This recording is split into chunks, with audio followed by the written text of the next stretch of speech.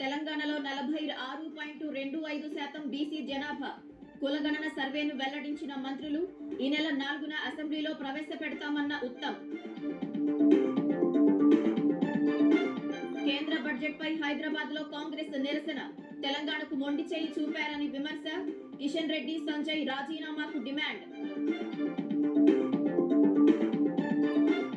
బడ్జెట్పై చర్చకు రావాలని ఎంపీ లక్ష్మణ్ సవాల్.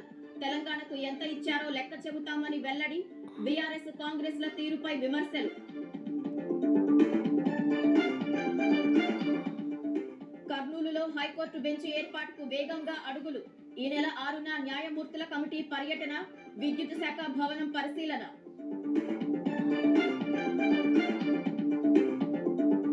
ఢిల్లీ ఎన్నికల్లో బీజేపీ తరపున చంద్రబాబు ప్రచారం. తెలుగువారు ఉన్న ప్రాంతాల్లో పర్యటన. డబుల్ ఇంజిన్ సర్కారు అవసరమని సూచన. వసంత పంచమి వేళ మహాకుంభమేళాకు పోటెత్తుతున్న భక్తులు. భద్రత కట్టుదిట్టం చేసిన యూపీ సర్కార్.